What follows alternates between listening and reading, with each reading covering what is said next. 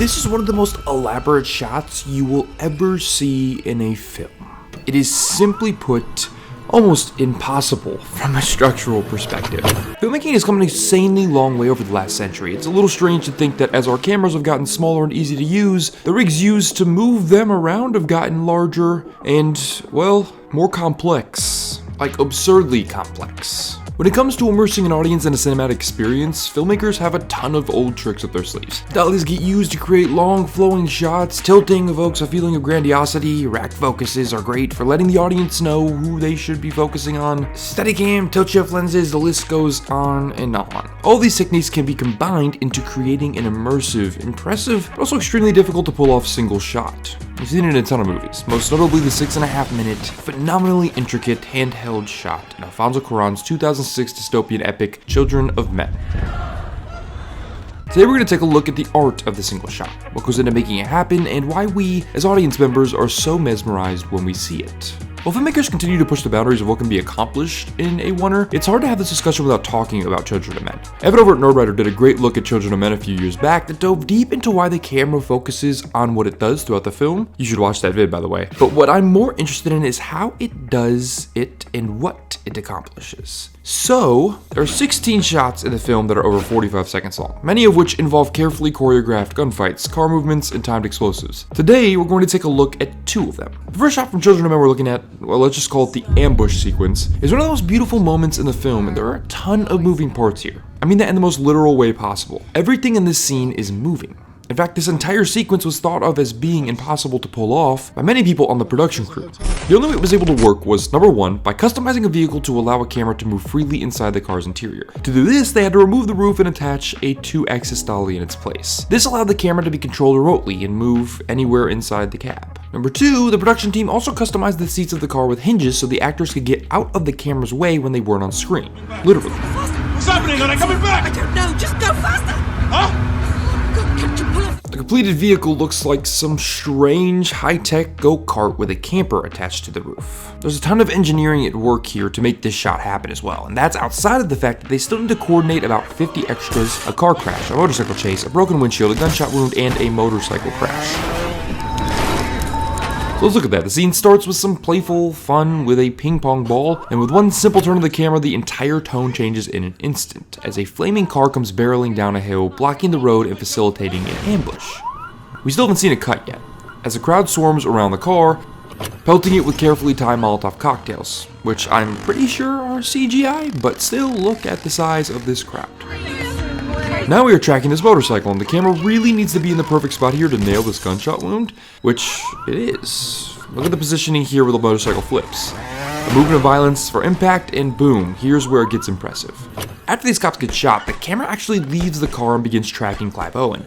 Turning around, we see the car with no rig on it whatsoever. I have zero idea how they facilitated swapping the vehicles here. If there's a hidden cut somewhere, I have no idea where it is, but I think it might be when the windshield breaks. This is bleeding everywhere! But the fact that I have to guess is, well, telling. The whole sequence is a carefully and elaborately choreographed dance, and the end result is that we as viewers feel like we are in the car with the characters during an extremely chaotic moment. We go through an entire gamut of emotions in this 4-minute shot. Endearment, amusement, confusion, fear, mortification, panic, sadness, relief, grief. I mean, to make an audience feel so many intense emotions in a single shot is difficult, but also the point of film, almost structurally. That's the magic of a perfect oneer. It makes us feel like we are right in the middle of the action and experience it alongside our characters, almost like viewing live theater when done well. But to reinforce this, I want to quickly take a look at another great shot.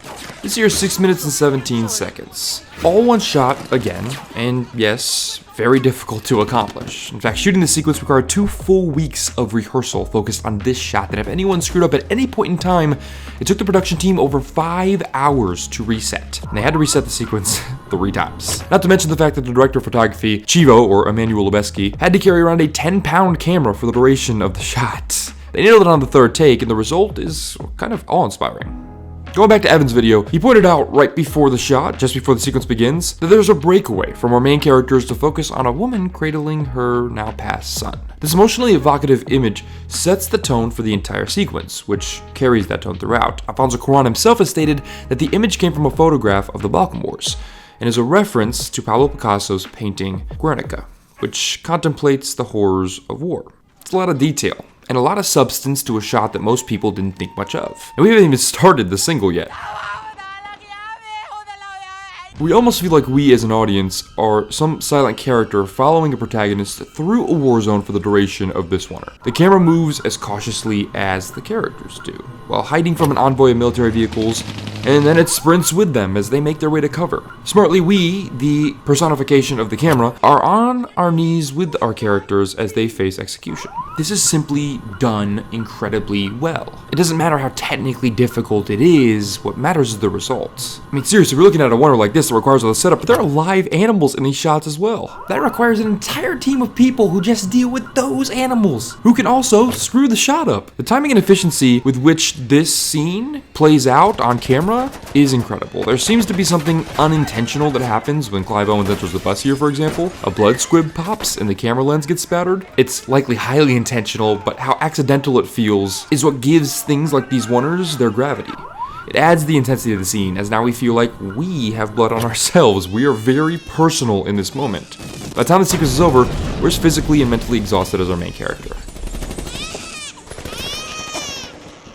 That's what wonders can do for us. And a lot of films misunderstand these principles. They use them for visual punches, but forget that the punch needs to land somewhere. The shot needs to serve a narrative or character function. These shots add a level of immersion and urgency to the viewing experience, while at the same time allowing actors to convey a depth of emotion that just isn't quite achievable with traditional filmmaking setups. Inarritu's 2014 film Birdman is designed to look like the entire film is done in a single shot. In reality, there are only 28 cuts in the entire film, but the use of these extended cuts elevate our experience, and especially Oscar viewers' experience, as it attempts to remove some of the artificiality of the viewing experience. The Wonder takes us from a place of simply watching a film and puts us in the place of experiencing it. In these moments, we are transported from the seats of our theater and into the depths of space and gravity, or the trenches of World War I in 1917. It can make us feel bitterly alone, desperate, triumphant, nervous, or completely terrified. For a moment, when done well, we the audience aren't just watching the movie anymore, we're a part of it. We make what used to feel stagnant and choppy into something that feels a little alive. Well guys, that's it for today's episode of Nerdstalgic. As always, if you enjoyed the video, press the like button down below. Also hit subscribe so you don't miss anything on this channel. If you don't know, I talked about it in the community post and on Twitter. I've found an amazing team with the guys at Ranker who are now helping make this content. It doesn't really change the channel at all. It's just more of the same stuff you love, much more consistently. I'll now have help on the writing side, the editing side. I won't have to do this alone anymore, which is great. It means more content, more talent on the channel. It's, you know, all good news. So yeah, click on all these videos, stay here, and I'll see you guys in the next one.